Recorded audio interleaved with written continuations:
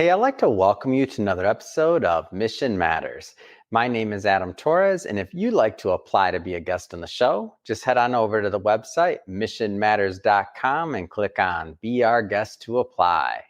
All right, so today I have Tom Foley on the line, and he's the Chief Growth Officer at GenieMD. Tom, welcome to the show. Adam, great to be here. All right, Tom. So excited to get into today's topic. So we'll be talking about really what health system transformation looks like. We'll talk about telehealth. We're going to talk about advancements. We're going to talk about what GenieMD is up to. I mean, we got a lot of content to cover. But before we get into that, we'll start this episode with our Mission Matters Minute. So, Tom, we at Mission Matters amplify stories for entrepreneurs, executives, and experts. So that's our mission here. Tom, what mission matters to you? At GenieMD, we are focused on supporting the ability to help the patient achieve a greater state of wellness. And for that to happen, we are focused on democratizing healthcare. At the end of the day, there are some core elements that are just not working in today's health system. And that's, again, what Genie is focused on. So let me go through those three quick things.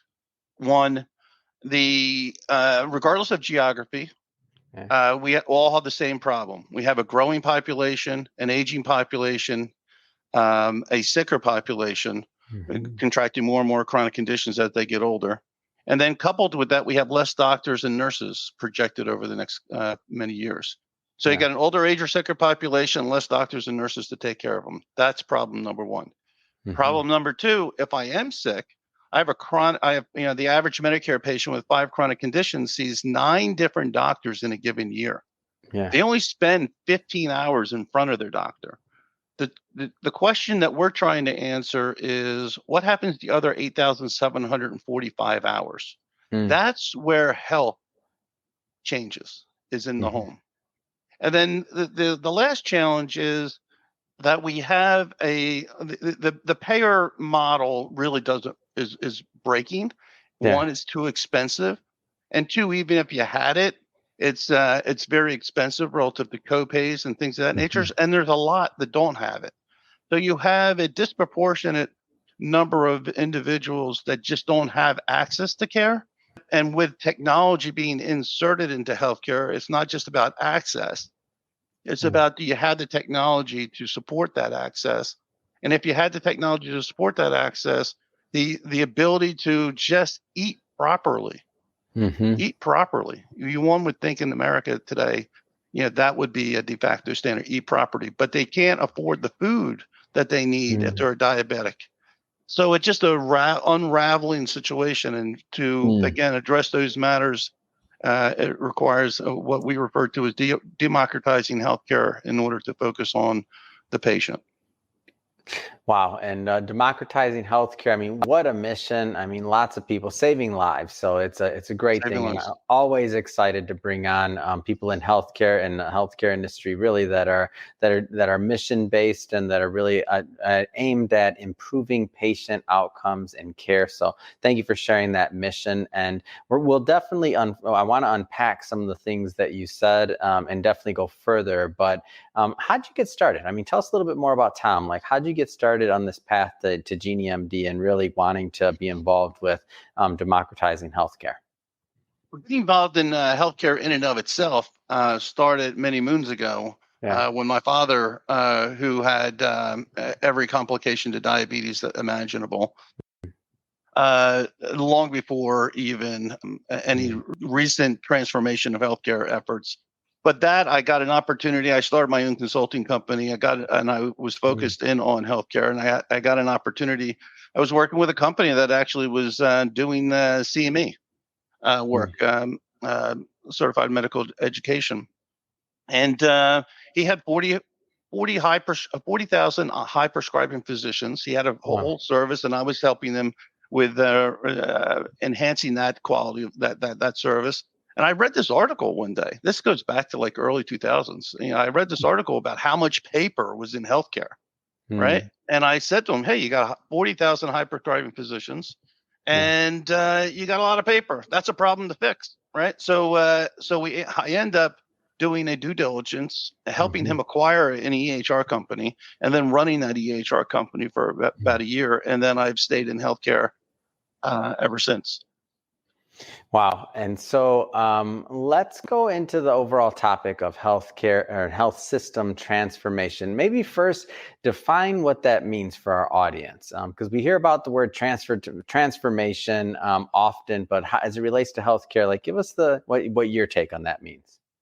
Yeah. So it's not just about the doctor's visit, as I was alluding to earlier. It really is about the continuous care of a patient. Just because you're not in front of the doctor doesn't mean you don't need assistance. And just because you need assistance, and because you need assistance, that's not just, a one-off telephone call. Yeah. It's, I'm prescribing you to lose weight, diet and exercise, as well as maybe take medical therapy. But at the same time, I need some, there's just a different model about how we engage a patient on a 24/7, 365 type basis. Yeah. Versus how the current system engages the patient based on an episodic care model. Now, that the health system in and of itself is transforming to what they call value-based care. And I always ask people, do you know what value-based care is?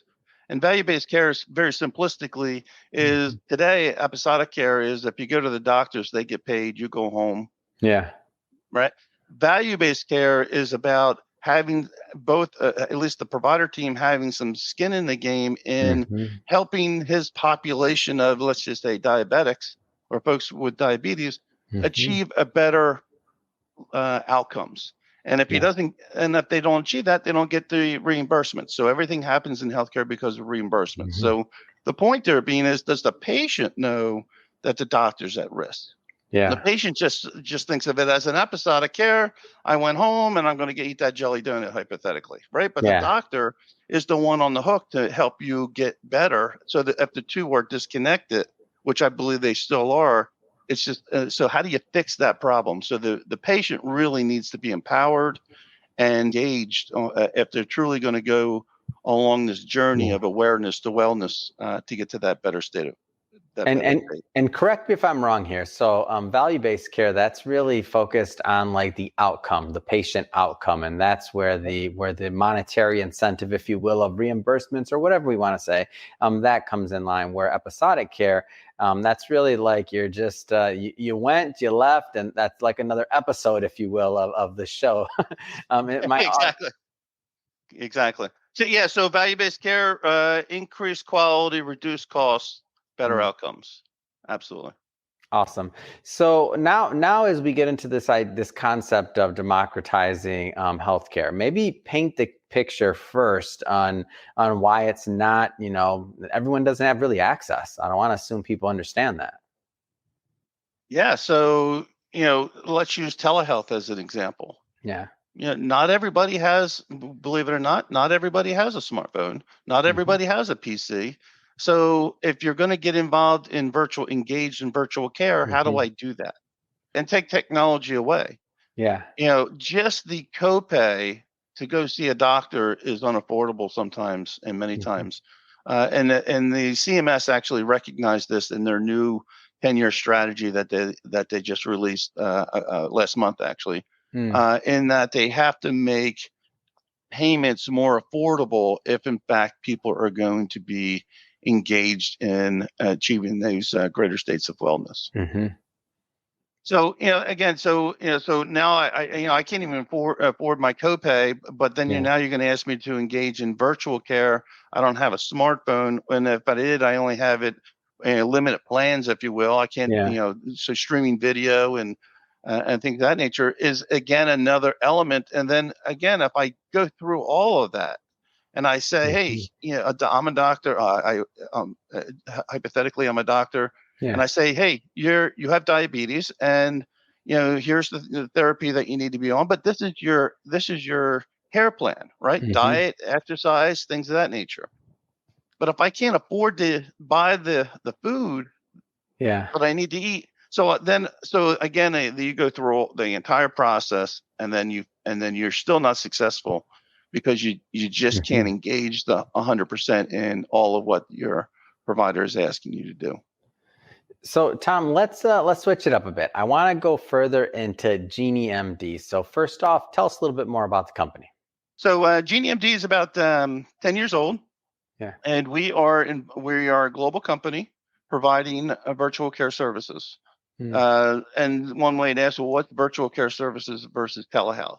Yeah. The virtual care services and telehealth, one would argue that you and I are in a telehealth session right now. It's video.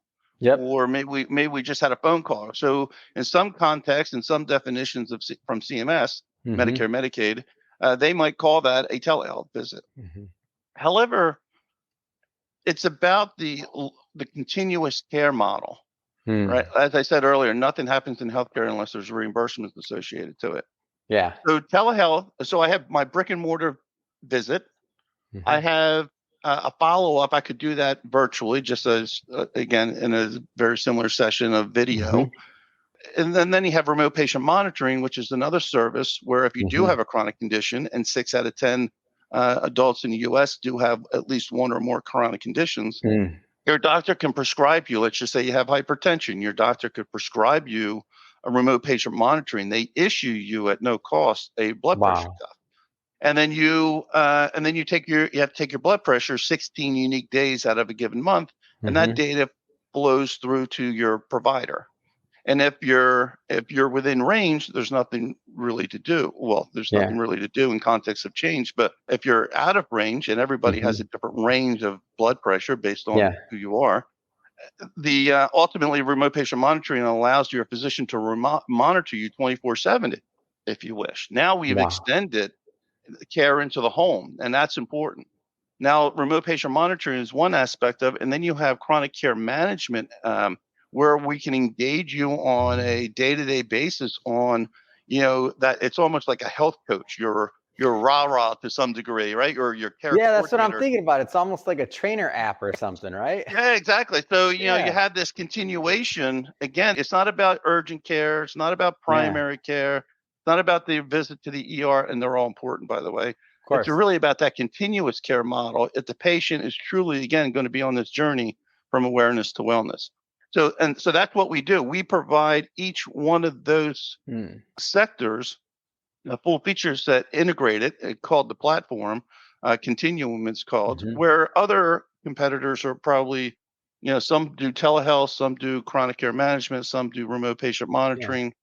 I don't want to say we do it all. We do it all, but it's in an integrated state. And so, and if a physician engages in such a program, they can actually increase the revenues while the patient is receiving better quality of care and achieving better outcomes. That's all the earlier definition of value-based care. So embrace the program, the platform, as opposed to, and move off the episodic care model, and great things could happen. So take me through, because not everybody watching this has used anything virtual care based or telehealth based. I mean, not everybody has. So take me through, and I want to kind of demystify this, because for some people, it's one of those things where they're like, I got to go to the doctor. And maybe they do, by the way, but maybe there's some things that can be done through this that are going to be more beneficial long term. So just take me through what a normal, or not normal, but take me through like a potential user experience with GenieMD. So they're watching this interview. They're like, okay, let me check out the website. Like what's next? So let's just say you go to a website of your doctors, and you're not feeling well. Let's start there. You're not feeling well. You go to the website of your doctor. You fill out securely, by the way. You fill out this assessment as to what's wrong. In healthcare, they call that the clinical complaint, the chief complaint. So you fill it out. It takes about a minute to go through. So it goes a couple of different questions to be thorough about it. Your doctor then gets it. And your doctor could actually take a look at it and say, okay, I get it. You got a sore throat. Right? And you've been complaining about this for the last 2 weeks. It's time to prescribe an antibiotic, hypothetically. So I'm going to prescribe you an antibiotic, Tom or Adam, and I'm going to send it to your pharmacy of record. That's one side of the equation. Or you could say, hey, you've been complaining about the sore throat for the last 2 weeks. Can you join me on a video call at 1:00, hypothetically. And if the answer is yes, I send you a link to your smartphone. You click on the link, and your doctor and you were involved in a video visit, just like we're engaged in. Wow, that's so cool to me. Go ahead. Right. So let's just take this one step further. You happen to be prescribed into a remote patient monitoring program. Let's just say you have a couple of medical devices with you, hypothetically, your blood pressure cuff, your glucose meter, and the doctor says, "Hey, let's take your blood pressure." I put the blood pressure cuff on. The results come out. It goes directly to you. As a matter of fact, you'll see it at the bottom of the screen what your blood pressure is. So both of you can see the results. And hey, let's prick your finger to see what your glucose level is. And again, as that data flows, that data is captured. That information is displayed on the screen. So again, both you could see it. So you could do that with an EKG. You can do that with actually you could put an otoscope. I can stream audio directly to you. If I had a stethoscope, I could put it on my chest and you can hear it, and you can see me. So doctor's going to say, "Hey, move this around," right? Move it around or see it, and so he can hear it live and in color, as opposed to again going into that brick and mortar. So I can stream video from my ears, nose, and throat. I can stream audio from a stethoscope, and I can stream data from a blood pressure cuff or a glucose monitor or any other medical device, and you can see it real time. That's what they refer to as a high acuity encounter, because it's a more thorough assessment of your condition, and all that gets captured in the electronic medical record, and your doctor can issue or establish a care plan based on that encounter. Man, that's amazing. And so just by going through that, I mean, number one, you saved yourself, gas and just the time to go into the doctor's office. You got it done possibly pretty quickly. In your example it was 1 p.m., maybe the same day, maybe it's not always that type of turnaround, but I just mean in general, it's faster. The care is still there. You can also be in the follow-up program, as you mentioned, just depending on if you're already, if you need to be on one. But the main thing that I always like to say is that this is just a benefit that adds to and to the healthcare system just overall. It doesn't mean that you can't, if the doctor can't diagnose or do what he needs to do through the telehealth or the virtual care model. I mean, you can still go in. So it's just a big benefit, in my opinion.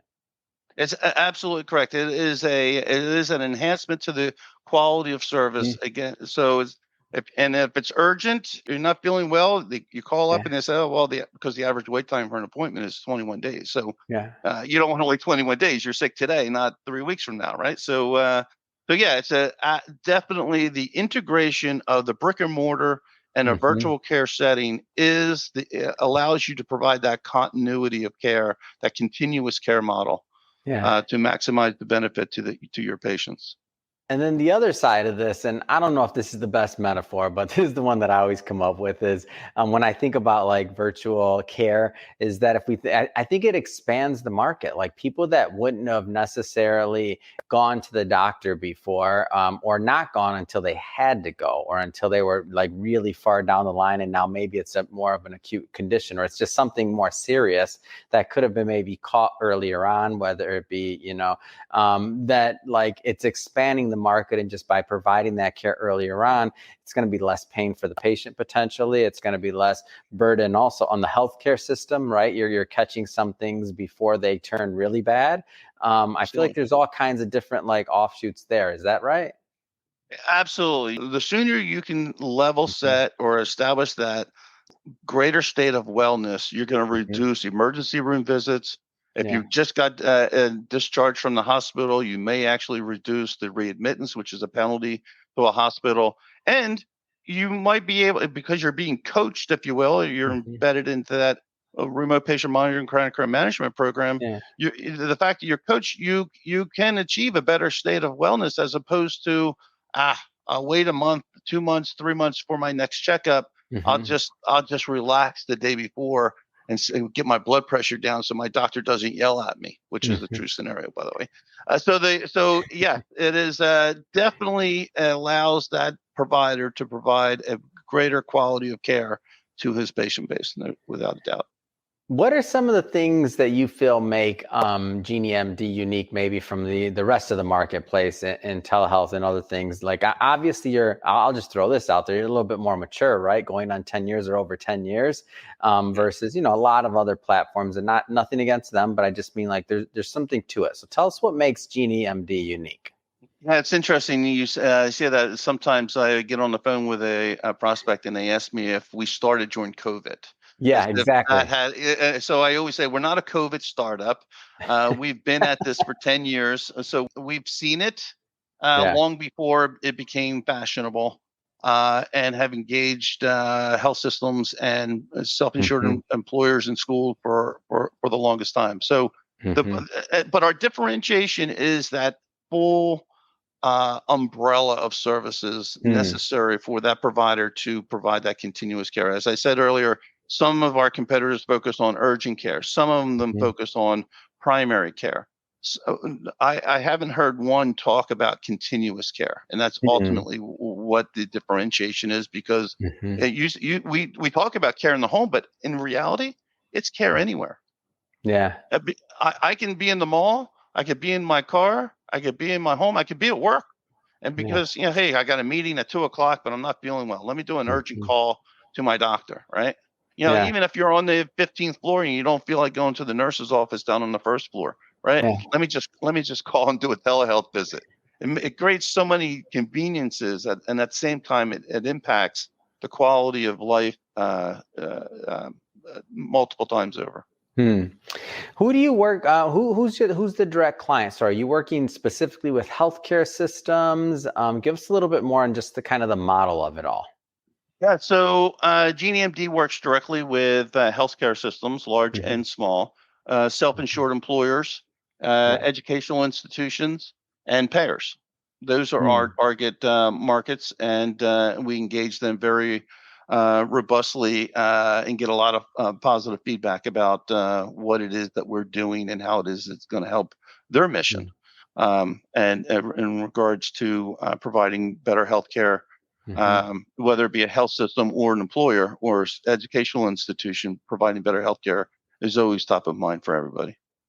Absolutely. And so for these healthcare systems and as you mentioned, the employers, self-insured employers, the payers, so how do they kind of normally engage? Like, how does that conversation start with GenieMD? Is it typically like maybe they don't have a solution for this yet, and they kind of want to dip their toe in the water? Like how does that start up? Because I feel like a lot, obviously, if they're not using a system like this, then they need to. I mean, in today's marketplace, we'll say. But like, how does that relationship normally warm up? So what's actually has been occurring because of the pandemic, when the pandemic started 18 plus months ago, everybody adopted something. They had to just give me something because my patients are at home, I'm at home. I need to get connected, right? And the doctor's offices were closed. So telehealth in the context of a video visit became real. But now, because as I always say, Mikey liked it, the physician liked it, the patients liked it, and so the point there being is now they're starting to truly reimagine. Hey, this worked. This has value. How do I extend care from my brick and mortar facility? And because it's not telehealth or virtual care isn't used 100% of the time from every engagement, but it definitely extends the quality of care into the home or anywhere where that patient might be. So, or even the provider might be. So the point there being is the conversation typically starts off by some strategy that they have to move off of where they were relative to when they started in the pandemic, to reimagining the delivery of care and integrating virtual care into the delivery of care model. Virtual care, telehealth, remote patient monitoring, chronic care management, new billing code next year, remote therapeutic monitoring, which we also provide. So, so a lot of different. But then again, that all said, you gotta crawl, walk, and run. Just in monitoring, so typically we'll say, hey, if you're going to monitor all these therapeutic areas, you might want to start here first, then escalate it, and start with your patients with diabetes first, then expand to hypertension, then extend to respiratory, right? So there's a lot of different categories you need to build programs around. It's just not about technology. It's about technology, people, and processes and programs that ultimately create the successful model. Well, Tom, I mean, I'll just say this has been great. So learning more about what the future of virtual care looks like, really how value-based care plays into this picture, and improving patient outcomes, which is the goal of many. I mean, what's next? So what's next for you? What's next for GenieMD? Well, the market in virtual care is still young.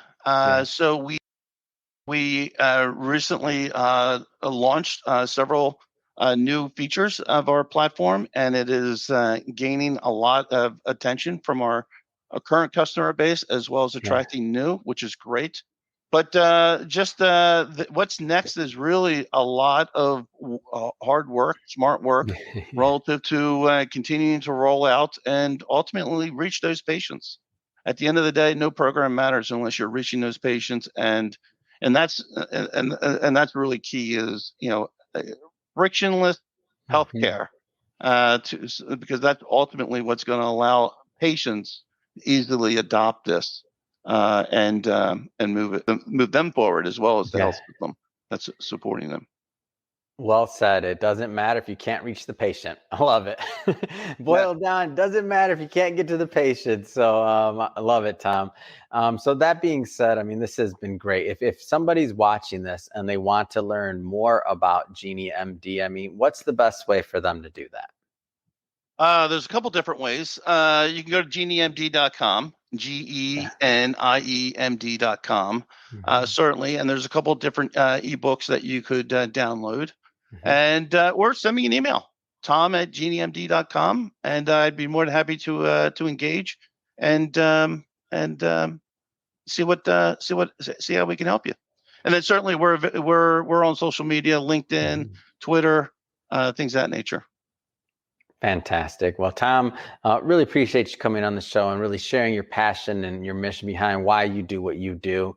And to the audience, as always, it's been great having you. If you're a first-time listener or visitor or viewer, make sure you hit that subscribe button. We have many more mission-based entrepreneurs, executives, and experts coming on, and we don't want you to miss a thing. And we'll have the GenieMD website and all that good stuff in the show notes, so you can just click on it right there, and it'll get you right over. And don't forget, hit that subscribe button. Tom, really, it has been a pleasure. Thanks again for coming on the show. Adam, thanks for having me. Appreciate it.